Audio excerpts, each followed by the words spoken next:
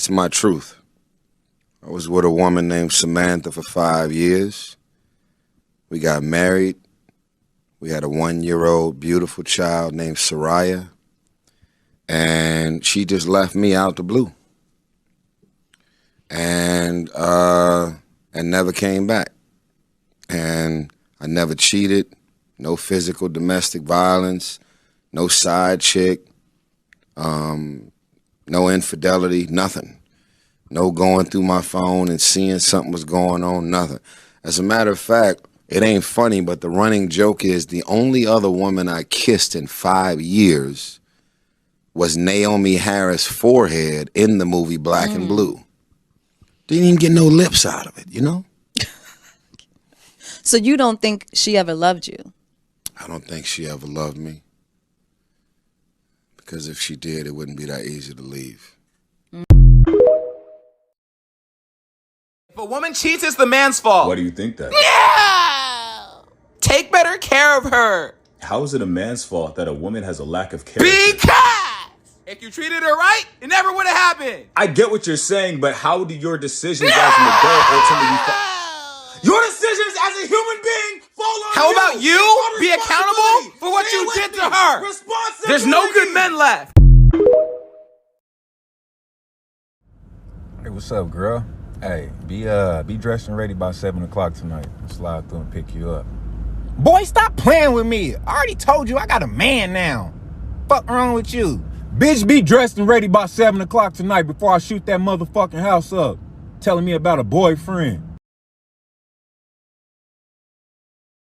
I don't regret the love that I gave you because I know you probably needed it. But fuck you, though.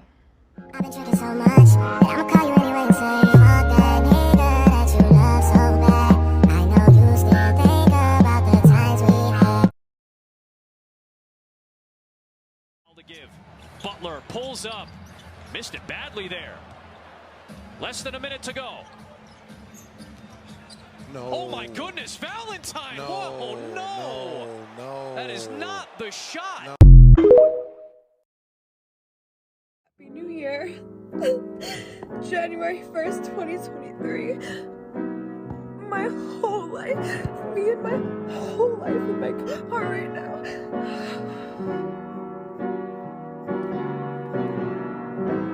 Spend some time away, getting ready for the day you're born again.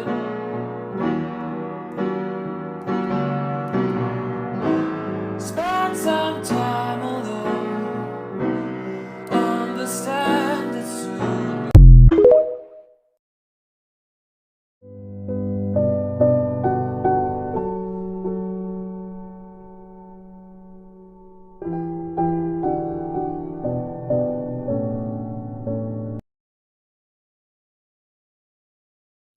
So earlier this year, I ended a relationship and cut off an engagement from a great man. He was a good man. He loved God. He was a praying man. He loved and adored me. He was there for me. He was handsome. He was well educated. He didn't have any kids. He checked all the boxes. Hey, I'm not sure if you guys really watched the entire video. It's about a 60-second long clip, but I shortened it down to about 15 seconds. But just to speed up here, this is why men have to be on your purpose, because if you would have fell head over heels over her, if you'd have been so deeply in love and infatuated with her, that news would have devastated you. That would have tore you apart. Think about this. You're doing all the right things, right? The looks is good, the money, your career is great, right? You're doing all the right things that your mom or other people in society have told you you're supposed to do, and yet a person still leave. Which keeps a reminder that you have to stay focused as a male. I don't know how to speak for other women, but as a male, you gotta have other things outside of your woman that gives you fulfillment and purpose. Because when they step into a relationship, it's about them being happy, about them being a feeling. And not every woman feels this way, but there are a lot of women who do, who will leave you because they don't feel that spark that they're talking about. That's what she's talking about. She didn't have a conflict. She didn't have that pull like, I need this man in my life because I had to fight for him. People only value the things that they have to work hard for. If it comes by too easily, then disregard it. So, guys, stay on your purpose, stay focused on yourself, and anything can happen like this. Your husband is a good guy, but you're ready for divorce? You're not a bad person, so don't let... Where did all the good men go? If you're not happy in your marriage, just get a divorce. And then go find someone new so you can enjoy some more temporary happiness. Like, this has got to be the worst advice I've ever seen on the internet.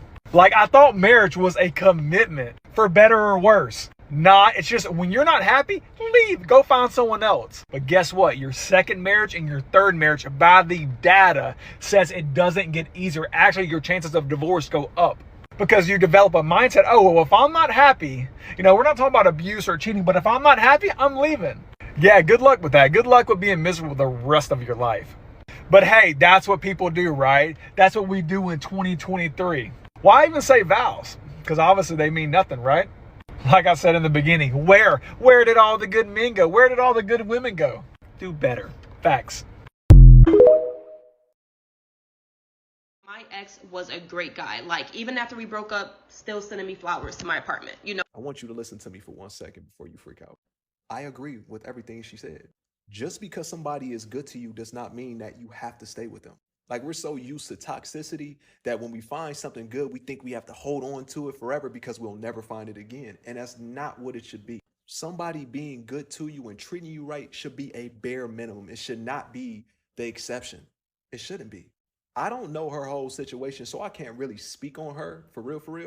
But I do have a problem with this video at the same time. Not necessarily her, but what people tend to do. See, the goal of dating is knowing when to get in, find your person, and settle your ass down, or knowing when to get in and get out when that person isn't for you.